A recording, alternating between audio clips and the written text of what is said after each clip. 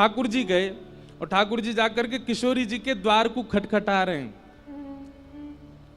तो अंदर से किशोरी जी कह रही हैं, कोयम द्वारी, द्वार पर कौन है? तो ठाकुर जी बाहर से कह रहे हैं, हरि ही। अपनो परिचय दे रहे हैं, कहा हरि ही, हरि आयो द्वार पर। किशोरी जी बोली, हरि? हरि का मतलब होता है कौन? जो सब चीज हरण कर ले। हरण करना, हरण कौन करता है ब्रज में? बंदर। किशोरी जी बोली, हे बंदर आया मेरे द्वार पे, अरे कोई जाओ या को भगा के आओ। प्राय ही उपवनम सखमृग पात्र किम, अरे कोई वन का बंदर आ गया है मेरे द्वार पे। तब ठाकुर जी कह रहे हैं, अरे नहीं नहीं, वो वाला हरि नहीं, कृष्णो हम दैते, मैं कृष्ण हूं आपका दैत। दैत कहते हैं घनिष्ठ को। दैत किसको कहते हैं? घनिष्ठ को। बहुत ध्यानपूर्वक सुनो, कृष्णो हम दैत, आपका अत्यंत घनिष्ठ कृष्ण हूं मैं।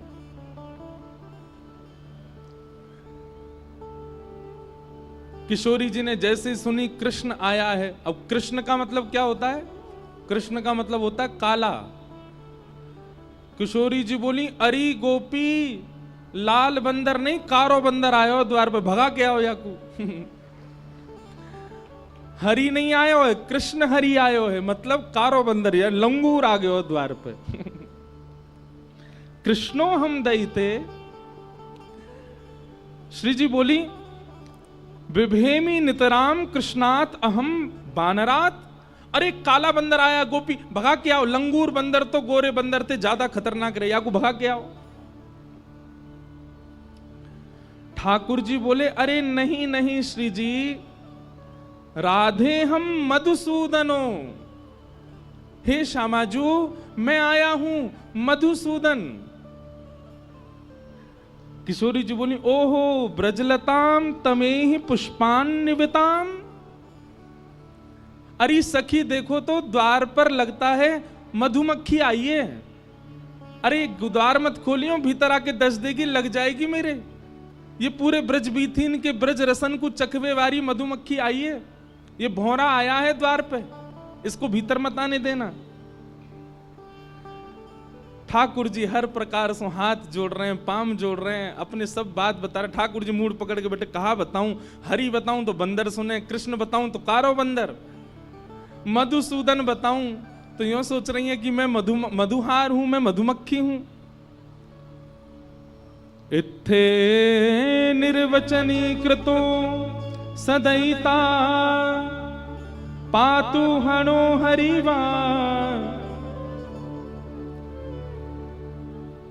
ठाकुर जी कह रहे हैं, अरे मैं जगत नियंता जग पालक आया हूं। किशोरी जी कहीं विधाता आजकल पृथ्वी पे घूम रहा है, मेरे द्वार पे आ गया विधाता, ब्रह्मांड नायक आ गया। किसी भी कारण से श्री जी द्वार नहीं खोल रही हैं। ठाकुर जी समझ गए, मान कर रही हैं, रूठ गई हैं मौसम। अंत तो गत्वा ठाकुर जी कहते हैं, अरे मैं ब्रज बीथीन को दास, ब्रजवासीन को दास, श्यामाजू को दास, आप सब ब्रजवासीन की कृपा दृष्टि से पलवे वारो, आप सबन को दास आयो हूं। तब श्री जी बोले, ओहो नंद नंदन कृष्ण आए हैं क्या? बोले हाँ, ये है हमारा परिचय। बोले पहले बताना चाहिए हो कि ब्रज के दास आए हैं, ब्रजवासीन के दास आए हैं। जब अपने आप को सवन को दास बताए तब किशोरी जी ने द्वार खोलो, कहो क्या बात है? बोले श्री जी क्षमा कर दो ना, हमसे अपराध है क्यों? किशोरी जी बोली, अपराध नहीं, आपने वत्सासुर को क्यों मारा? वो बछड़ा बन के आया था। ठाकुर जी बोले, आप बताओ मैं कहां करूं, कैसे मेरा अपराध दूर होएगा? श्री जी बोली, अब तो एक ही उपाय है। बोले कहा, अपने हाथन के श्रम से, अपने शरीर के श्रम से एक कुंड प्रकट करो, वहां में स्नान करो, और वहां में जब आप स्नान करोगे तब पाप निवृत्त होगे, तब मैं आपको स्वीकार करूंगी।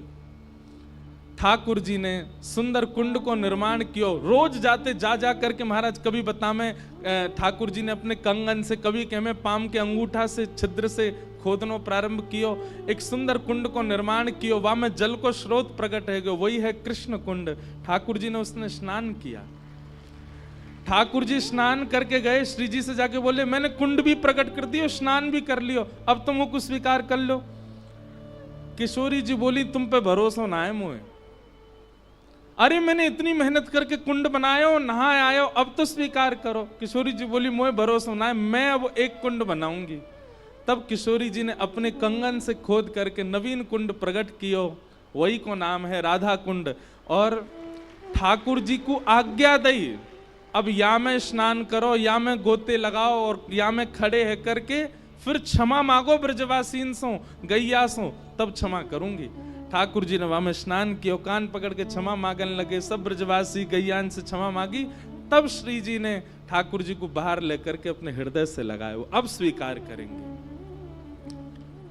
नहीं तो महाराज ठाकुर जी से रूठ गई श्री जी, स्वीकार नहीं कर रही हैं, त्याग कर रही हैं। ऐसी मान लीला ठाकुर जी की चलती रहे श्री जी के साथ में। अभी मन में भाव आ रहे हो, अभी मैं रास्ता में आ रहा हूं तो मैं विपराग जी से बोलो, मैंने कि कई भाव ऐसे हो में लीला के जो कहीं लिखे नहीं हैं पर अपने आप चिंतन में आ जाते हैं। जैसे कोई बिजनेसमैन व्यक्ति है तो उसके चिंतन में इतना बिजनेस चलता रहता है कि वो कुछ ना कुछ इनोवेटिव करता ही रहता है। गायक व्यक्ति है तो इतने स्वर राग उसके मस्तिष्क में घूमते हैं कि कोई ना कोई स्वर उसके चित्त में आता ही रहता है, ऐसा गाऊंगा तो अच्छा लगेगा, ऐसा करूंगा तो अच्छा लगेगा।